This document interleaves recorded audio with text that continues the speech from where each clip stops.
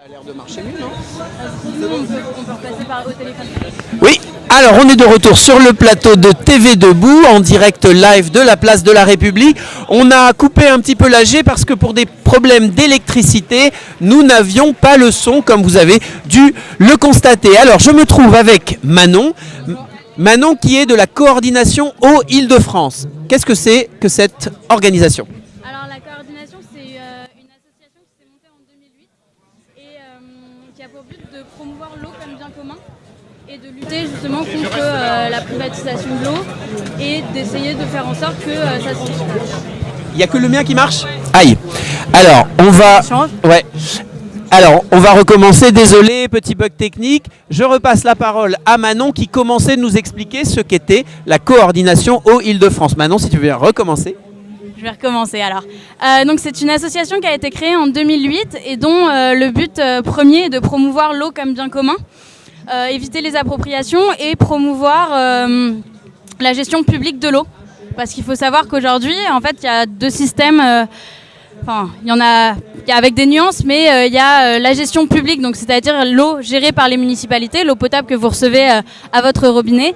Et il y a également la gestion privée, c'est-à-dire que les élus délèguent à des délégataires privés, donc ça peut être Veolia, Suez, la SOR ou d'autres petits. Oui, on ne parle pas vraiment de l'eau, mais de sa distribution et de sa potabilisation, la rendre potable, la rendre consommable. En effet, c'est un secteur extrêmement lucratif pour trois multinationales que tu viens de citer, Suez, la SOR et Veolia, qui se sont partagés le gâteau, non seulement en France, mais je crois dans le reste du monde. Oui, je crois que Veolia, dernièrement, s'est attaqué au marché de l'Inde et est en train de mettre en place des réseaux de distribution d'eau potable, ce qui en soi est une noble cause. Mais à quel prix en Inde? Pardon, je finis mal mes phrases, mais voilà.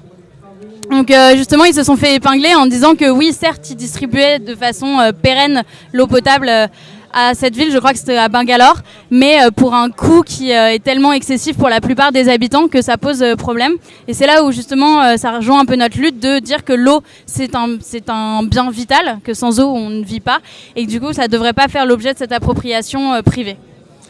Alors, ces firmes multinationales d'origine française, elles expliquent que, de par leur ancienneté, en général, elles ont un siècle d'existence, au moins, elles sont plus efficaces, elles ont réalisé les investissements initiaux qui ont coûté très cher, centrales de repotabilisation et tuyauterie, entretien, etc. Et que pour cette raison, elles sont finalement moins chères que les régies municipales. Et on peut imaginer qu'une petite commune ou une petite communauté d'agglomération se trouve un petit peu dans une situation délicate s'il faut sortir de la distribution privée. Qu'est-ce qu'on répond à ça quand on est pour la régie publique?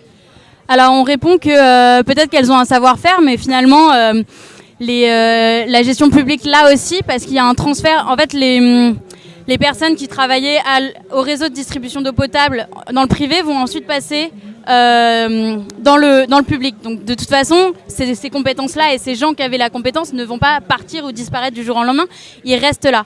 Par ailleurs, ces grandes sociétés justement disent mais nous, on a de l'argent pour justement investir dans des laboratoires hyper pointus, etc. Mais la gestion publique aussi là, et d'autant plus que l'argent que la gestion publique ne reverse pas à des actionnaires, contrairement à une multinationale, peut être réinvesti dans de la recherche. Et par exemple, on a l'exemple de Paris qui, depuis 2010, est maintenant en gestion publique. Et les 30 millions qu'elle économise par an est réinvesti justement dans un meilleur réseau, dans des recherches. Je sais qu'ils ont un laboratoire qui emploie jusqu'à 100 personnes pour faire des tests sur l'eau, pour justement garantir une meilleure qualité d'eau et toujours s'améliorer.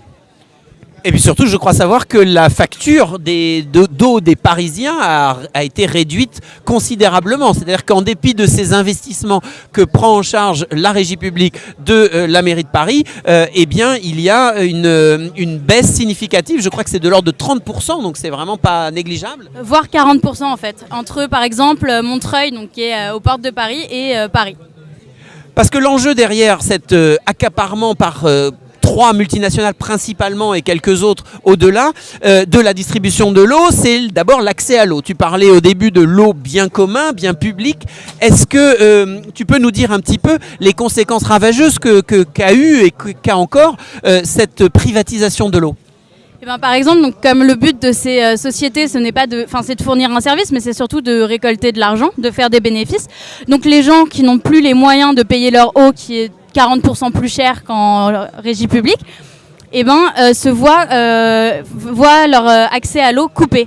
Donc on se retrouve avec des ménages qui n'ont plus d'eau, et ça veut dire plus de toilettes, plus de douches. Enfin, c'est leur enlever leur dignité en fait. Et il faut savoir que au point de vue législatif, donc une loi a été votée en 2013 interdisant maintenant les coupures d'eau. Et malgré cela, les multinationales, notamment Veolia pour ne pas la citer, continuent à couper l'eau sous prétexte que des gens ne payent pas leurs factures. Alors, qu'est-ce que fait la coordination Eau-Île-de-France quand on lui signale ce type d'abus de Veolia, une coupure d'eau en dépit de cette loi qui les interdit ?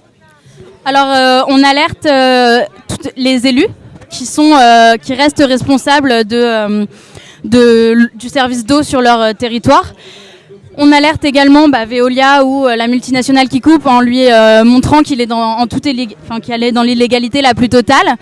Et quand c'est vraiment des cas très importants, par exemple des gens qui n'ont plus d'eau depuis 2 ans, 3 ans, 4 ans, parce que ça arrive, il faut le savoir, et dans ce cas-là, on les accompagne jusqu'au procès. Il faut savoir qu'on en est à une quinzaine de procès depuis 2 ou 3 ans et qu'on les a tous gagnés. Voilà, donc Veolia, la SOR se sont fait condamner jusqu'à 5 000 € d'amende, ou de dommages et intérêts pour coupure d'eau illégale.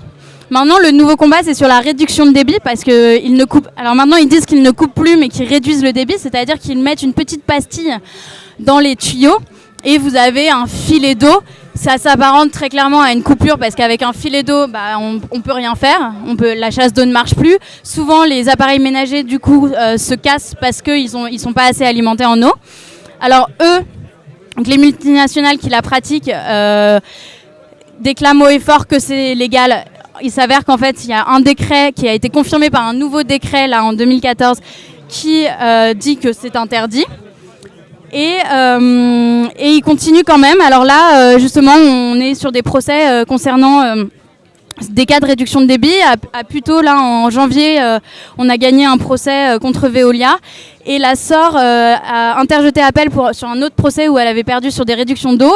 Alors nous, on se réjouit d'aller en appel parce que si la décision nous est favorable, ça mettra aussi, ça nous donnera plus de poids dans notre combat contre ces problématiques de coupure et de pastillage, de lentillage d'eau.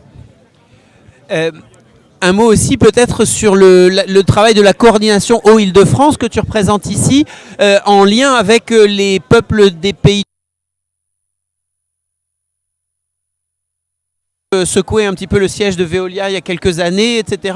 Il y avait aussi des liens avec la fondation Daniel Mitterrand. Tu peux nous parler un peu de cet aspect du travail ? Oui, alors sur l'aspect international, j'avoue que moi je suis toute nouvelle à la coordination, donc j'ai moins suivi ça. Mais je sais que on avait participé au Forum alternatif de l'eau à Marseille il y a 1 ou 2 ans.